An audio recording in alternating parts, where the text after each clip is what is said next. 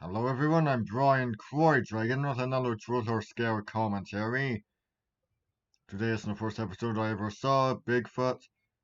Now let's get started. Filter, keep licking, keep licking. Well, that was an odd commercial. It is half man, half ape. It lives in the shadows. Thousands of people claim they have seen it. From the wilds of the Pacific Northwest to the mountaintops of Tibet. But it remains elusive. Truth or Scare tracks the truth about the creature known as Bigfoot. As always with the ones I'm not sure about the source material, I'm curious what documentary was reformatted.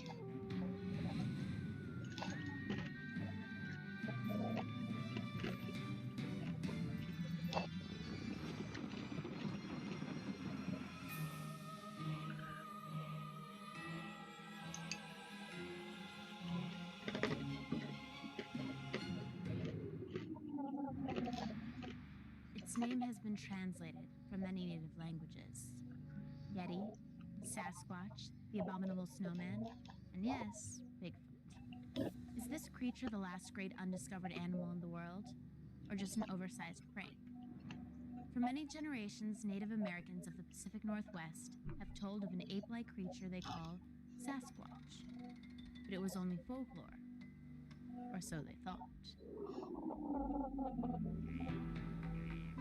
Beginning in the 1950s, hikers and woodsmen roaming the wilderness of Northern California came back with reports of a strange ape-like creature. Then, in 1958, some loggers deep in the ancient forests of the Pacific Northwest found huge, strange footprints. The press immediately dubbed it Bigfoot. Hey, you fellas gotta come up here and take a look at this. But as this ancient legend turned to modern rumor, two hunters who'd never seen Bigfoot set out to shoot it. On film, that is. They headed to Bluff Creek in Trinity National Forest, 160 miles north of San Francisco. It had a reputation as one of Bigfoot's stomping grounds.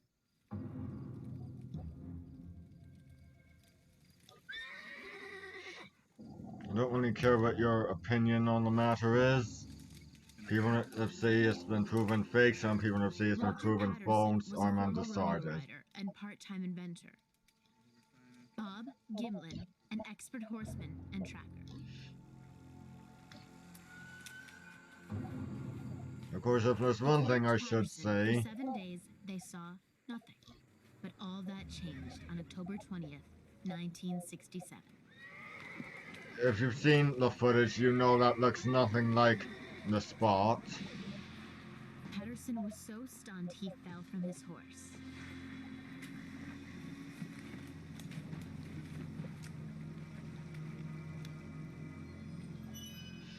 As he stumbled forward with his camera, he said Bigfoot stopped to look back at them. Gimlin aimed his gun at the beast in case it attacked. The creature had seen enough. It disappeared into the forest. Patterson followed it with his camera, but he'd already filmed too much of the beautiful mountain. You can scenery. tell Abruptly, it doesn't he really, ran out of film. the suit doesn't really This match is the what actual is film seen. shot by Roger Patterson. Most scientists dismiss the film as a clever hoax. A man in a modified ape costume, perhaps, pretending to be the fabled creature. It is true that Roger Patterson sold rights to the footage all over the world and made a small fortune. But Bob Gimlin, who made no money for his part in the adventure, swears the film is real. 42. Many alleged Bigfoot prints and hair samples have turned out to be fake. One bit of fur found alongside a footprint in California was actually the hair from a Barbie doll. Do these incidents prove Bigfoot is nothing more than a fable? Left, right, left. Did Roger Patterson actually film a shy relative of man hiding out in the wilderness for thousands? maybe even millions of years? Maybe the key to tracking Bigfoot is in his footprints. Find out next on Truth or Scare. Claims of a Bigfoot creature are not limited to North America alone. There have been reports of a similar creature in Australia, Central Asia, India, and Tibet. Coincidence? Or is it possible that a gigantic man-ape could go uncaptured for thousands of years? It may seem unlikely, but animals thought to be extinct have turned up before. In the early 20th century, many zoologists believed that all Earth's largest animals had already been discovered. But in 1939, a supposedly extinct fish, the coelacanth, was discovered in South Africa. Scientists also found the very first mountain gorilla in Africa as recently as 1901. And the first giant panda was captured in China in 1936. These animals were once dismissed as mere folklore, until science proved they were real. I did a calculation and I came up with about 40% of all known mammal species, 40% were discovered in this century. Richard Greenwell is a member of the International Society of Cryptozoology, which searches for unknown animals. More traditional scientists say that cryptozoology isn't a real science at all. They say that looking for such mythical creatures as giant octopuses and living dinosaurs is inspired by pure fantasy. But Greenwell thinks Bigfoot is alive and well hidden. There are vast regions on this planet where there is hardly anybody at all, or hardly anybody goes. And certainly, intelligent animals like primates could survive there and remain undetected. It is possible. Greenwell believes the animal may also be a nocturnal creature, only coming out at night. Animals have strategies for survival. Some move in herds, others have spines on their backs. Perhaps some animals have a strategy that makes them more difficult to find. I call that elusiveness. Bigfoot may be elusive, I really but he do does want to know leave what tracks. documentary At this least that's what reformatted, viewers because say, those who point to his footprints as their scenes. strongest evidence. I actually want to know what So far, other collectors things have cast more than what 400 other footprints. sightings they Bob reenacted. Titmus of British Columbia, Canada, saw his first Bigfoot track on a logging road in 1958. I'd never seen anything like it. I couldn't imagine what on earth was making it. And after I tracked it several times in the next few weeks, I came to believe that it had to be, absolutely had to be, some live animal. Find out why this professional tracker thinks these footprints are the real deal. Next on Truth or Scare.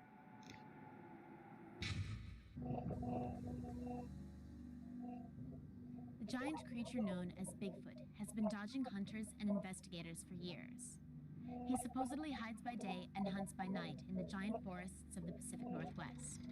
The only physical evidence is its unusual footprints. The question is, are any of them real?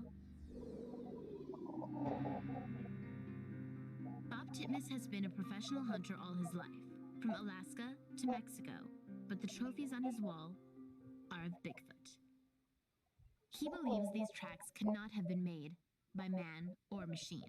The fluctuation in the track, in the movement in the foot, and the places this would go that no mechanical thing could have gone. The tracks would eventually lead him to a remote canyon in the Rockies of northern British Columbia on a summer day in 1963. Over 30 years later, the memory of what he claims he saw there remains as clear as when it happened. I was going up an old glacier bed, and there was reports of Indians having shot one up there many years before. And looking across the canyon, the huge canyon in front of me, I noticed 3 Sasquatch going up the opposite wall, and they were climbing just hand over hand. That was a sight to see. Besides the reenactments Like done other Sasquatch hunters who came are back without shown even a here. snapshot, no one believed him. Except John Green a writer and publisher in British Columbia. The original, He had I'm followed talking Bigfoot in the anime is going to be press. what, a good When hour word got long? Bob Titmus's find, he tracked him down. Well, in 1958, there was a picture in the newspaper of a man holding a cast, one of these huge footprints. I just got in the car and went down there to see what it was all about.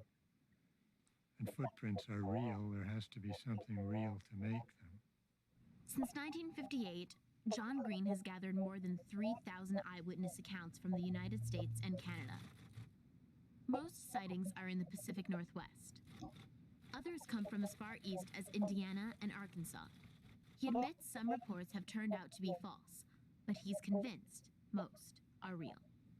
It reaches the point where the explanation that there is an animal with a foot like that and that looks like what people say they see is by far the simpler explanation than to try to patch together some human conspiracy operating over hundreds of years and right across the entire globe. From 1958 to 1962, both Titmus and Green became involved in Bigfoot hunting expeditions led by Tom Slick. An oil millionaire, he spent a small fortune trying to track Bigfoot down.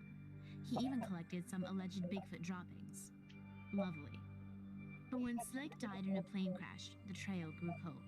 His records and evidence vanished. Some say his company destroyed them out of embarrassment. Others say they're still hidden away.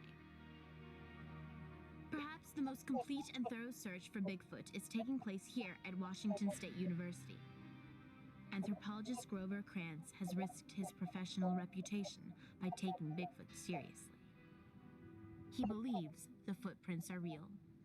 They're not just oversized human feet. They show 7 slightly different characteristics. 5 of these I've published in journal articles. Krantz won't say what he calls the other 2 typical Bigfoot traits. That way, he says, he can more easily uncover a phony. The common traits that he will reveal include flat, wide feet with near equal-sized toes.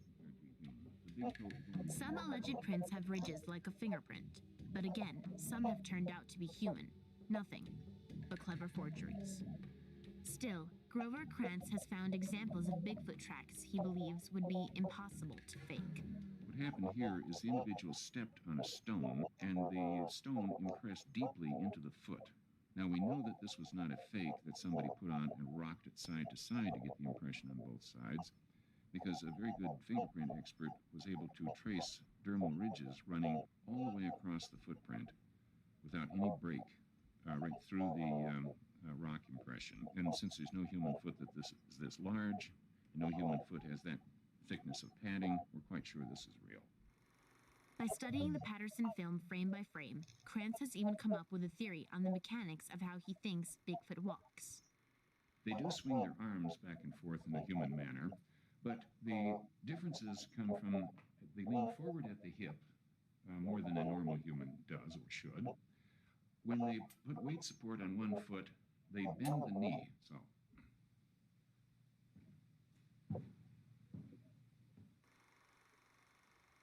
And most reports of Bigfoot have described the same slumping posture, slightly bent knees, and free swaying arms. That's roughly how the Sasquatch is walking on the Patterson film, and that's about how they would have to walk if they weigh 500 pounds or more and are well muscled.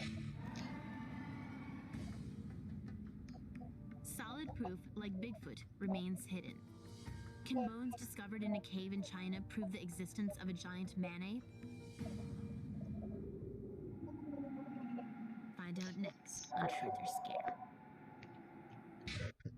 I'm using the, Northwest, a lonesome there were road 2 shows like this or does he on have Discovery relatives Kids at the time. The other was Mystery Hunters, and the that tell tales of a first half-man, episode I ever saw of half-beast Mystery lurking in the Hunters shadows. covered There Bigfoot it and is. Skunk Ape. One place with a long history of sightings is home of the legendary Yeti. Like Bigfoot, the Yeti is said to be a hairy ape-like creature with a cone-shaped head. In 1921, British explorers were the first Westerners to try climbing Mount Everest, the world's highest mountain. At 17,000 feet, a Sherpa guide spotted dark figures moving in a snowfield above them. According to the guide, the creature was what the Sherpa natives called Metoa Kongmi, or the man who is not a man. But a mistake in the translation ended up giving the mysterious beast its more familiar name, the abominable snowman. Overnight, the abominable snowman became a worldwide sensation. According to the Sherpas, he was a man-like creature. And he wasn't abominable at all, but a shy, harmless beast who was afraid of humans. For the next 40 years, dozens of other Yeti sightings were reported in the Himalayan mountains of Tibet. Then, in 1960, the man who had originally conquered Mount Everest, Sir Edmund Hillary, returned to the Himalayas.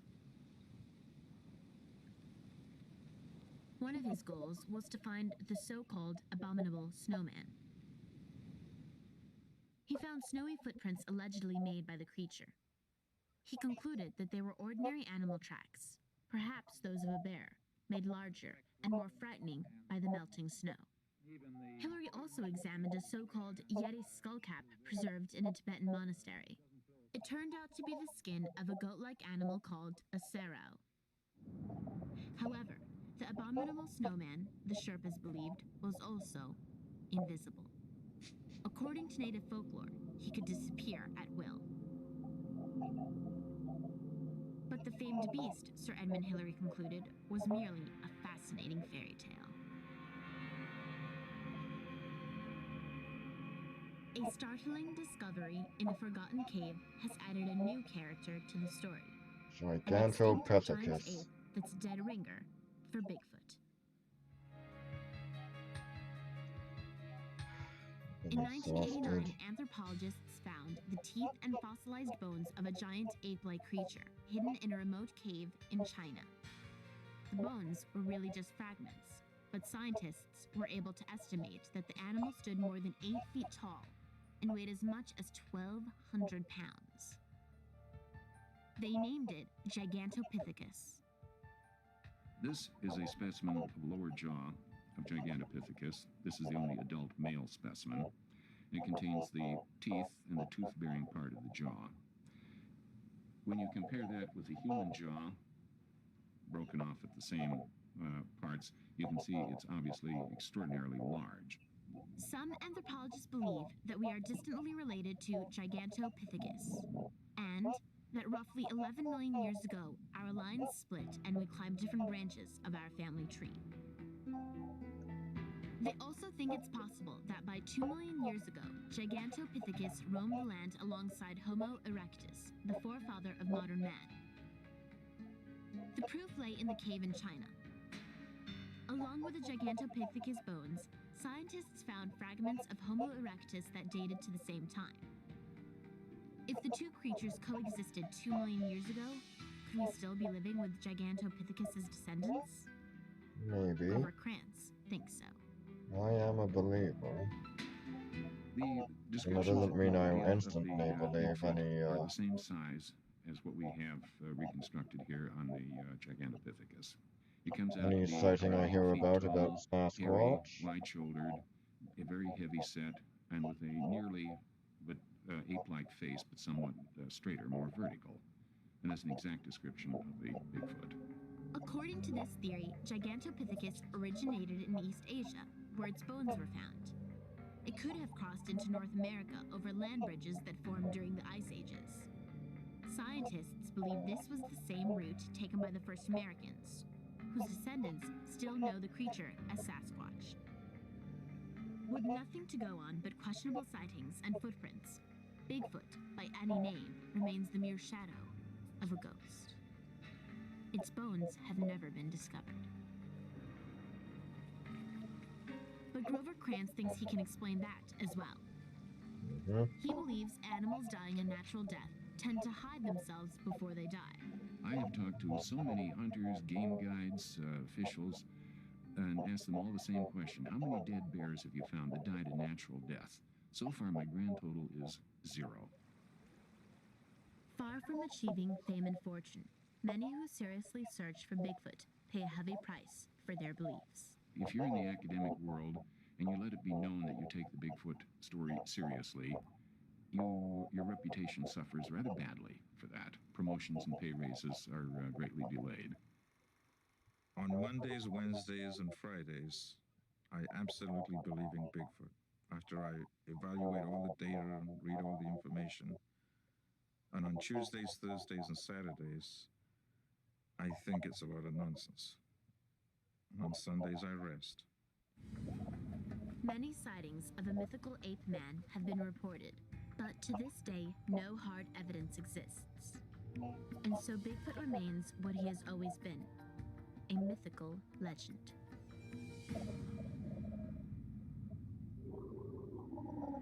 If the secret of Bigfoot's survival is to remain hidden, it may be very difficult to ever prove its existence.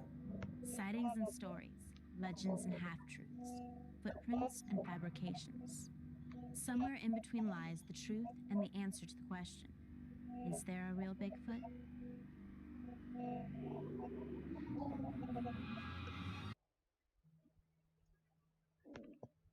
Well, that was that episode. Remains one of my favorites.